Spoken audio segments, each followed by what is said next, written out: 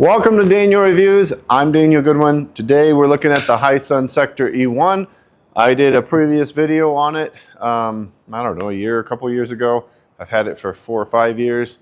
It's been great for me, but it's time to replace the batteries in it. It's something that I've been meaning to do for a long time, and now, today, we're gonna try our best to make it happen. All right, so we're gonna take this thing apart. There's, I think 6, maybe there's 8, I can't remember, deep cycle SLA batteries inside it. They're all under the bench. Hopefully we can get to them without having to do anything too extra. We're going to start taking them out one by one. So we're going to start by removing the bench. It just kind of pops up and pulls out. We'll take this out. Might be a good opportunity to do some deep cleaning. Yeah, we got all kinds of stuff here. Probably should have blown all this out, but we're going to go ahead and take these out. You just twist these little tabs, and then this should just come up. There we go. Oof. And then we're going to... All right, we got it cleaned up just a little bit, at least blew it out with a leaf blower. And so the next step is going to be to get my socket set and start taking out these brackets that are holding the batteries in place. All right, for removing the bolts, you're going to need a socket set and a size 18 socket. It should do it. We're going to go ahead and get these ratcheted out of there.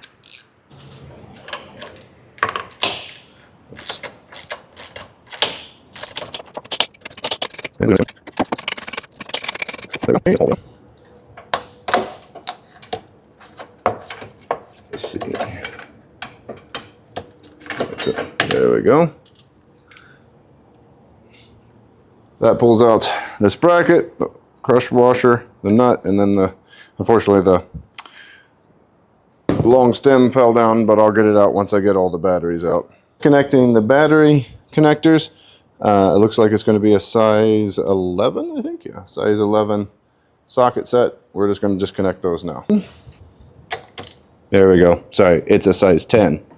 So we're going to disconnect this. What I'm trying to do is remove these batteries as I go so that I have more room to work.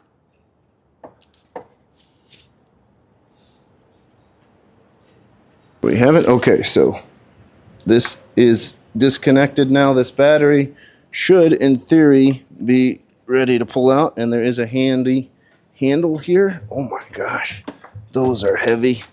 Heavy, heavy, heavy. Okay. I'm going to have to figure out my clearance here. So I did go ahead and remove the double bracket on this side. I'll do that on the other side. It does look like in order to take these out for clearance space, we have to work from the inside to the outside, which is a little disappointing because it's just kind of silly. They should have made this a little bit bigger and you could have just pulled this out, but whatever. We'll get it one way or the other, that's for sure.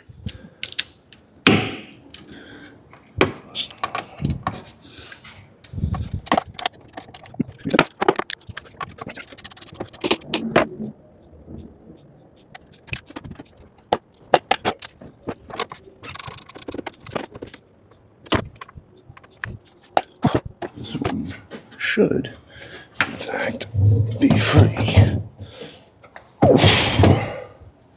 Now the question is, can it come out? Yeah, it can't. All right. Okay, I was really hoping I wouldn't have to take this bracket out because it's got the wire harnessed to it with zip ties and everything. It's not the end of the world. I was just trying to not have to take it out, but in order to get the battery out, I definitely need this to move back. So I am going to have to go ahead and take those out, and that's going to be a smaller socket there.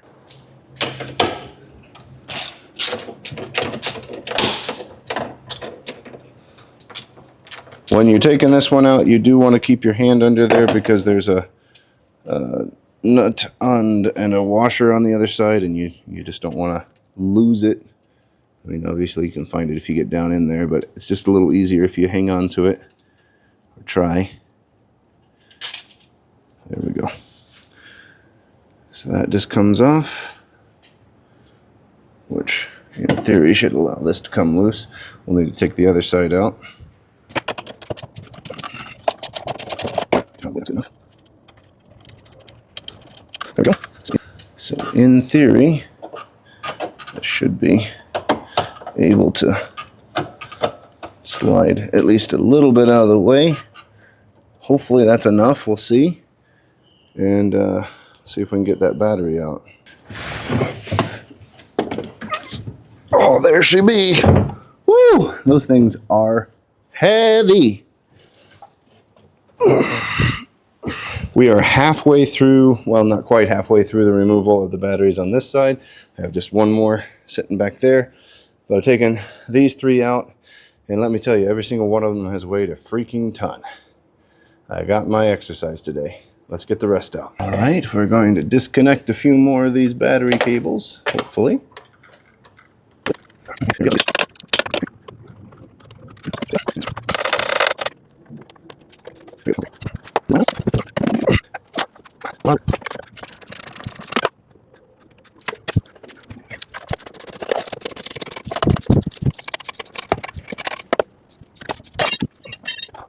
Okay, they all are out. There's 8 of these, I believe 6 volt, because they'd be wired together in series batteries, and I'm going to weigh them, but I feel like each of them are about 65 to 70 pounds each.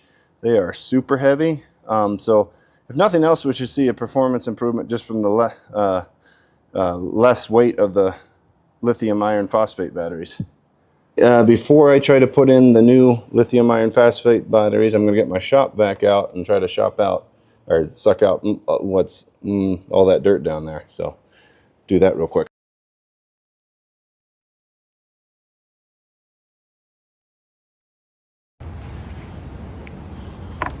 I'm trying to get a video here. This is hard. I did get the new batteries in, the Lifepo lithium iron phosphate batteries.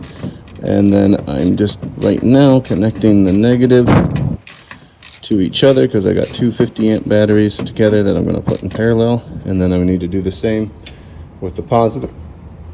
And then we should be done. All right, it's connected. The parallel, so negative to negative, positive to positive, and then to the motor itself. In theory, all we should do is turn the switch on and it should work. We'll see. Moment of truth. Well, that sounds good. It's an initial start. Okay, so yesterday I did the battery replacement on the Hisun Sector E1. I ripped out all of the existing 6 volt AGM batteries, tri-cell batteries, whatever. And then I replaced them with 2 lithium iron phosphate batteries, 50 amp, 48 volt or 51.2 volt, 50 amps. So 2 of them in parallel, which is 100 amps, so 5 kilowatt hours of capacity. And I was able to drive it. Everything seemed to be working pretty well. Unfortunately, I cannot safely use the onboard charger that was existing. I did not connect up the charger. And the reason for that is because that charger has a charge profile for sealed lead acid batteries, and which means it continues to trickle charge them while it's plugged in, which works great for those kind of batteries, but it would not be good with the lithium iron phosphate batteries. It could damage them. So I could not use the onboard charger. And so that means I have to order and get a dedicated lithium charger, and that's what I've got here.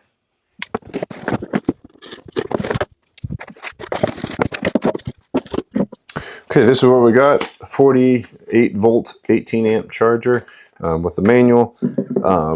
Very beefy design here, very well constructed. I definitely feel like that's hardcore.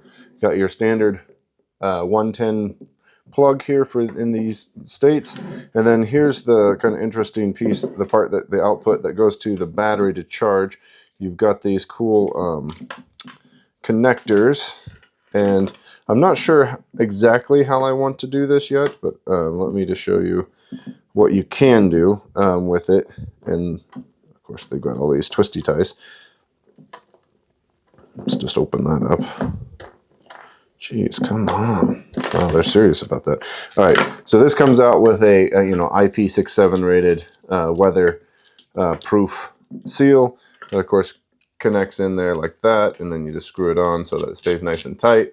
So what a lot of people do is they attach this to their battery, right? And then they have this sticking out, and they keep the charger separate, or not on board, not on the thing, on the golf cart or whatever they're using, and then they just plug this in and charge it. But I'm almost thinking I want to keep this bad boy inside the Hisun Sector E1, and then just have a, you know, a plug for the to charge it into a wall unit. So we're gonna have to play around and see what works best, but long story short is these have to go onto the batteries on the Sector E1, and then somehow, one way or the other, I need to make them connect and charge. All right, so we're back out. As I mentioned, the install went really well yesterday. Probably took me 2 hours from start to finish. That was ripping out all the old batteries and then fitting in the new batteries and adjusting the leads and connectors and whatnot. All went pretty well. The last step is to hook up this dedicated lithium iron phosphate battery charger and see if we can get this thing to charge successfully. Okay, just because it is really tight back there and getting the cables onto the batteries was such a beast yesterday, I am going to modify this charging cable a little bit. These are, of course, ringlet connectors, or and which work fine, but I don't want to take that screw all the way off and mess with those leads again. So I'm actually going to modify these to make them spade connectors so they can just slide on. I'll just loosen the screw a little bit and slide them on and then tighten it back up.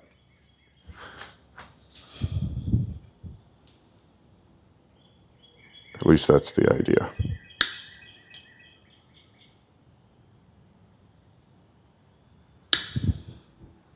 Might need a little more off than that. Something like that. Tight in there is hard to see, but yes, I did connect that in there. Clipping it worked really well. I didn't have to take everything off. Same thing on the positive side. So we got this cable connected through over here. Well, I'll connect to the onboard charger and we'll get that secured. At the moment I'm kind of experimenting, so this is definitely not necessarily the final thing. But I kind of got the charger inside here. Right now just zip tied because I want to see if this is where I'm going to want it permanently. And then the charging cable comes up, and I've knocked out the old fuel tank cap. I might drill this and put this something a little more permanent looking here. Right now I just want to see if everything works. So we're going to try to charge it and see what happens. Okay, and now the moment of truth. We're just going to plug it in and see if it starts charging.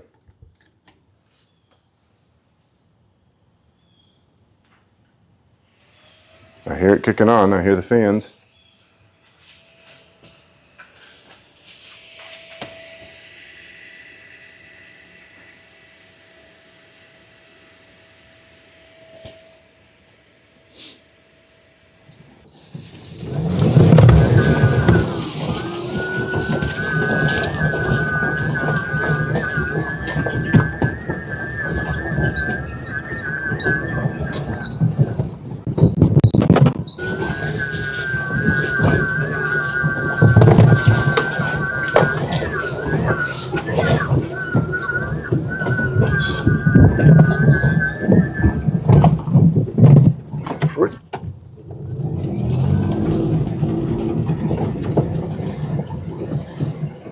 All right, so I'm gonna go up this hill. This has always been a challenge for this UTV with the old batteries. It slows to a crawl. Sometimes I definitely have to put it in 4-wheel drive, and you're never sure if you're gonna make it up there. But what I'm really gonna measure is how many amps this is gonna draw from the battery bank, because I think that's gonna be a real test. Here we go. Pretty much full speed, pulling 400 amps right now from those 2 batteries. And that ain't bad. It's not giving out or anything. So like, that was pretty impressive. We didn't lose much speed. Okay. Stop now.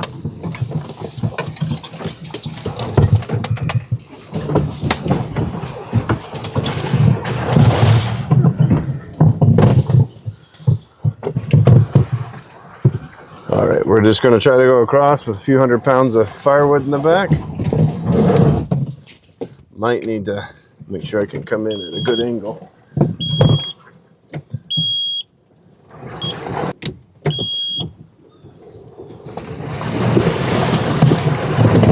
There we go.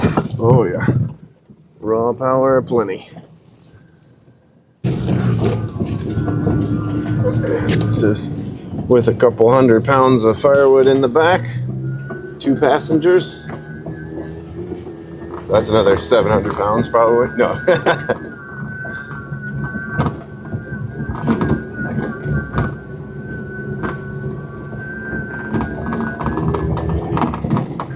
Okay, so what are my impressions so far?